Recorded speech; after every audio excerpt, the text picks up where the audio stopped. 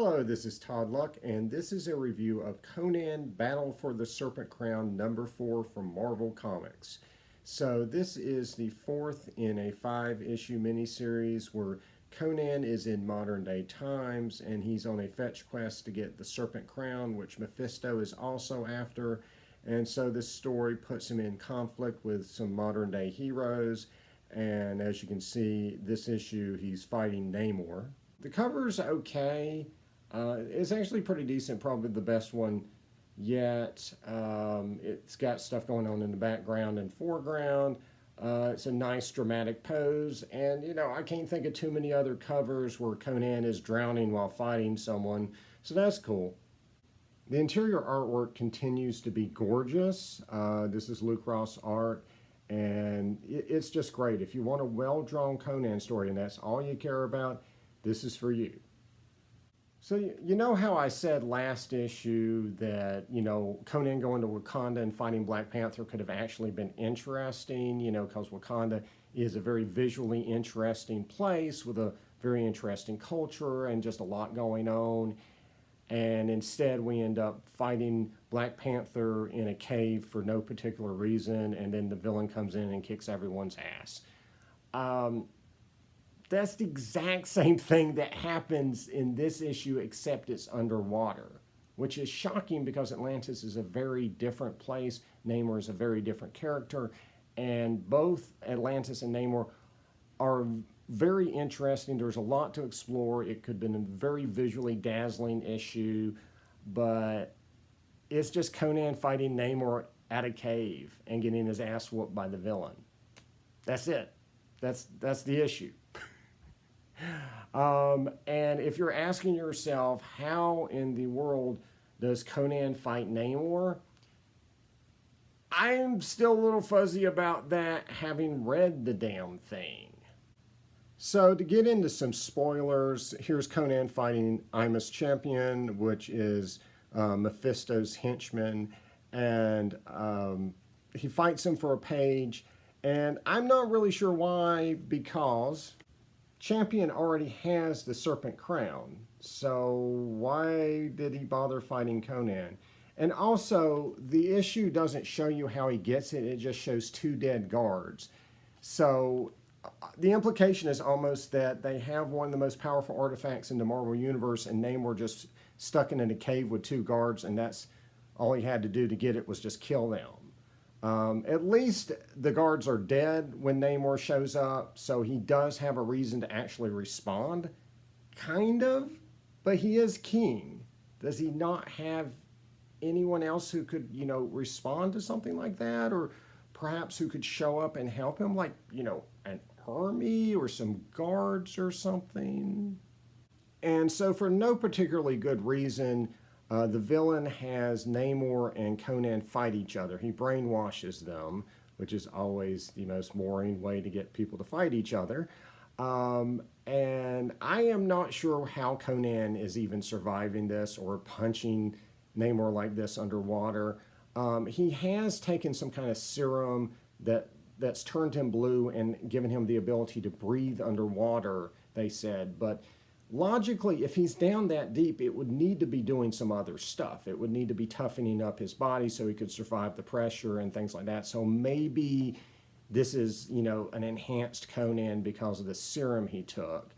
Or, there is an implication that he is making Namor hold back. The villain doesn't want Namor to kill Conan, so maybe he's making him really pull his punches and roll with Conan's punches. I don't know. I don't understand why this scene even exists. And so the bad guy is wearing the Serpent Crown on top of his dive suit. So at one point they knock it off his dive suit because it's just, it's just kind of sitting on top of there. It's amazing that it even works. Shouldn't it have contact with his head? But whatever. But he has another artifact that salvages the situation, so he wins. And I just want to point out this part where he zaps Namor to the Sahara, which he thinks is going to do something really bad to him, maybe kill him because there's no water there. I don't, even Namor is like, what? I mean, is he thinking he's Aquaman? Is he like mixed up about what universe he's in or something?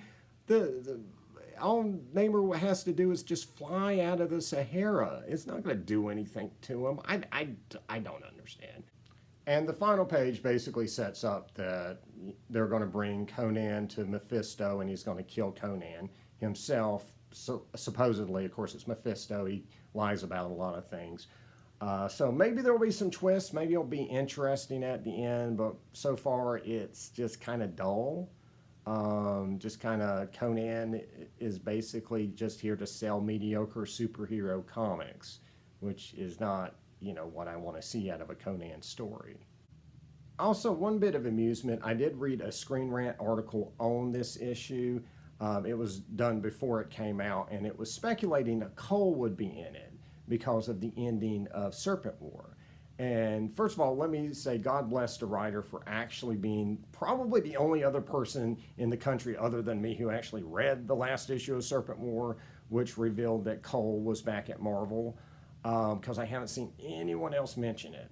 But here's the weird thing. And first of all, let me show you the Serpent Crown again for reference. This is the Serpent Crown. It is made of serpents. See, it looks like a serpent crown, right? Okay. So what he thought happened at the end of Serpent War for some reason is that he thought Cole got the Serpent Crown. He thought this was the Serpent Crown. It is clearly stated that it is from the Worm, which is this dark demagogue, which was a villain in the Serpent War. But yeah, I don't see how he mistook this for the Serpent Crown. But again, my hat's off for actually reading the issue, which again, I don't know if anyone else has. There is a single page in here that does tie it into Serpent War in a very minor way, but nothing really major. But it is nicely drawn. I wish the artwork in Serpent War had been this nice. And we do get Set goblins, but again, they're just, it's implied they may just be worshippers of Set. Serpent men are mentioned, but none of the traditional serpent men that we've seen in previous comics and Robert E. Howard stories appears in the flashback. I don't know why. If they have Cole, they can do the serpent men, but I guess it's just something else we're waiting on. So that's it.